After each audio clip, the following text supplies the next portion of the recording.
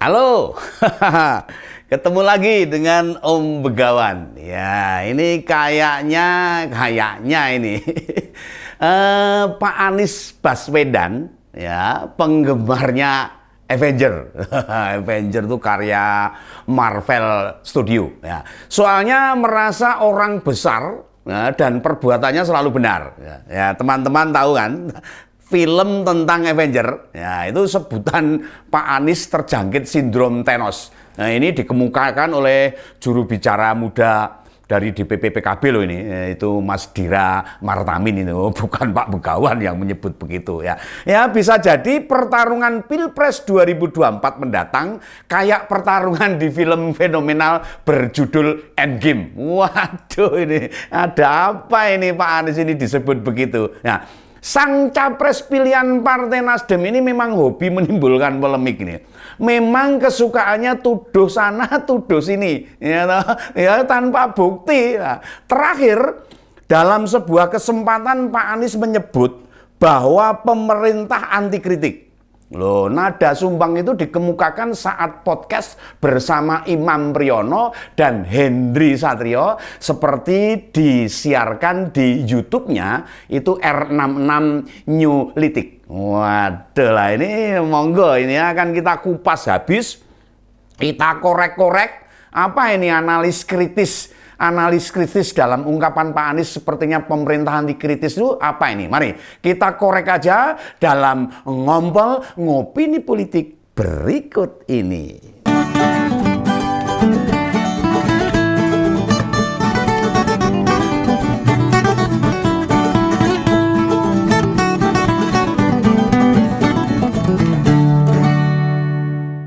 Nah,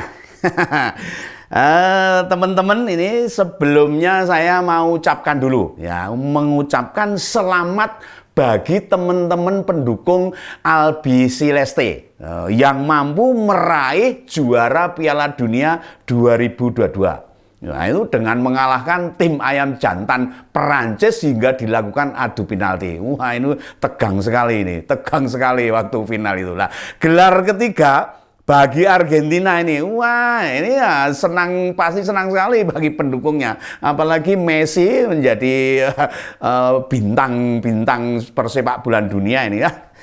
Sekali lagi saya ucapkan selamat ya. Kembali ke soal topik, ya, saya agak heran dengan Pak Anies ini loh.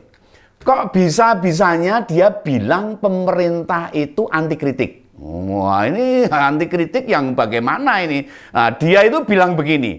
Nah, kita kadang-kadang kalau di pemerintahan matiin tuh kritiknya tuh. Nah, tolong dong ditelepon, jangan kritik lagi nih. Wah, gimana itu? Nah, ini Pak Anies ini kan juga aktif sosmednya toh.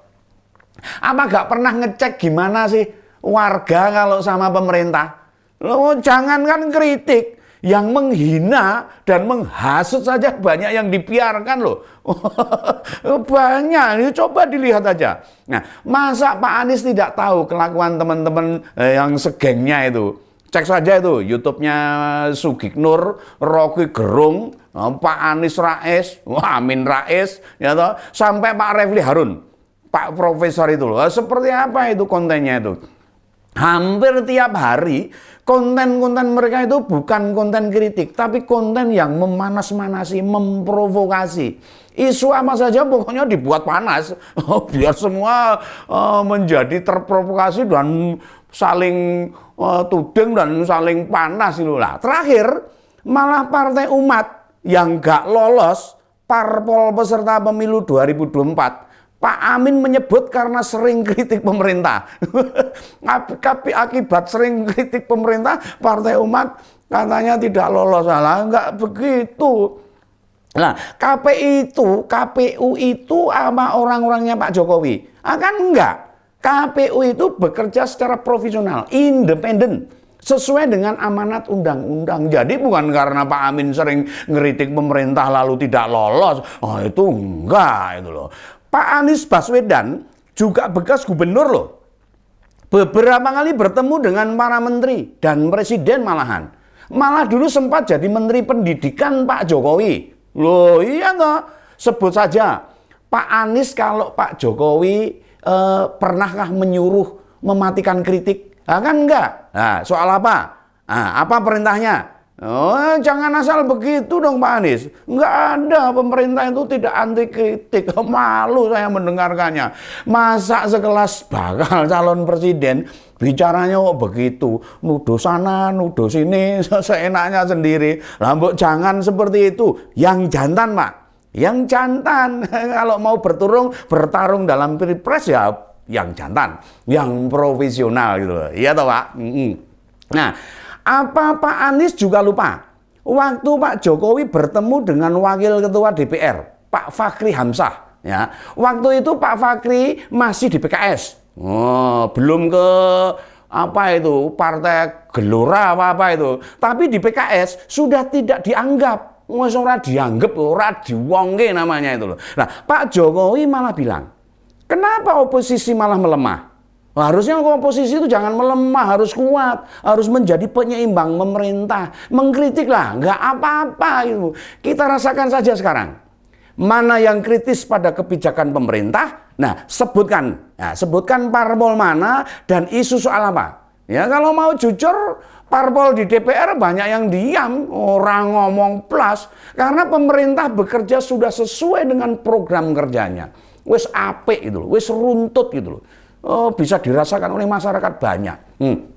Dan target yang dicanangkan itu ya sesuai dengan apa yang dikerjakan, yang akan dijanjikan untuk kepentingan bangsa dan negara ini. Nah, makanya partai oposisi seperti PKS dan Demokrat banyak diam 1000 bahasa. Saya dikritik renek. Pemerintah sudah bagus, saya dikritik opo, renek itu loh. Nah, saya melihat Pak Anies itu masih terbawa perasaan sebagai gubernur DKI.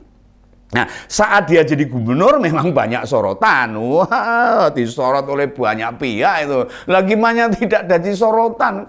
Kalau pekerjaan atau program DKI banyak yang tidak terrealisasi. Ya, makanya banyak yang lantang bersuara untuk mengkritik itu. Nah, saat sudah berhenti dari gubernur, ya mungkin Pak Anies merasa kenapa pemerintah kok kenceng dikritik, kok kenceng dikritik, kok nggak kenceng dikritik gitu loh, kok nggak ada yang kritik pemerintah gitu loh sekarang gitu loh.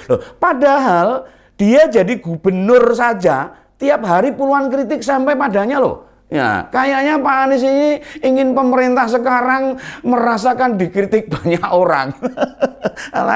Dulu itulah apa tidak merasakan loh Pak. Kalau dulu itu pemerintah ya banyak dikritik. Makanya parpol menuding kalau Pak Anies tidak mempertimbangkan lebih dahulu apa yang diucapkan, apa yang hendak disampaikan. Ayo jangan cuma asal bicara saja gitu loh. Harus didata dulu, dipikirkan dulu apa yang harus diucapkan itu loh. Kenyataannya seperti apa ini. Keteledoran ini bikin Nasdem jadi gerobyakan. Tahu gerobyakan, jadi kebingungan gitu loh. Atau bahasa Indonesia itu kalang kabut itu. Kalang kabut itu loh. Indonesianya kalang kabut.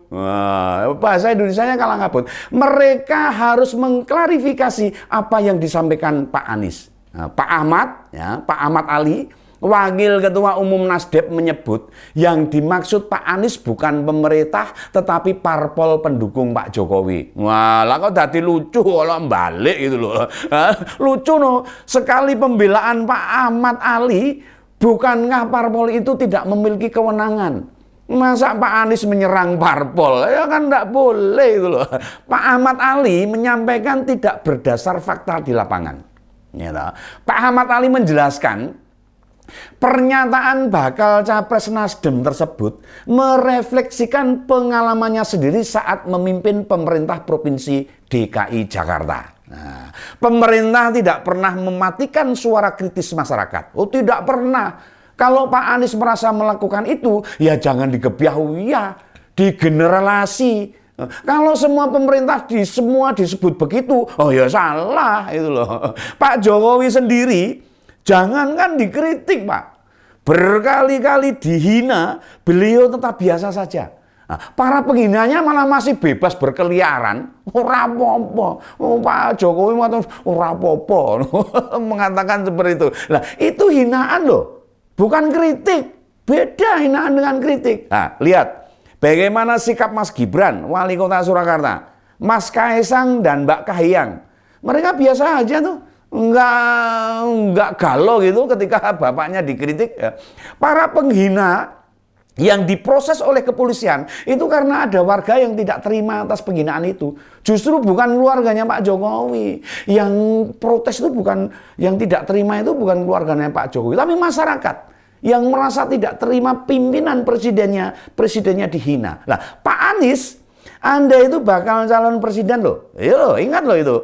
Nah, jangan asal bicara. Nah, bagaimana Anda layak dipilih kalau hobi menuding-nuding masih tetap jenengan lakukan? Nah, mana kapasitas Anda sebagai seorang mantan akademisi, mantan rektor? Nah, isi ruang-ruang dialog dengan para pendukung Anda dengan topik bernas dan berkualitas ya.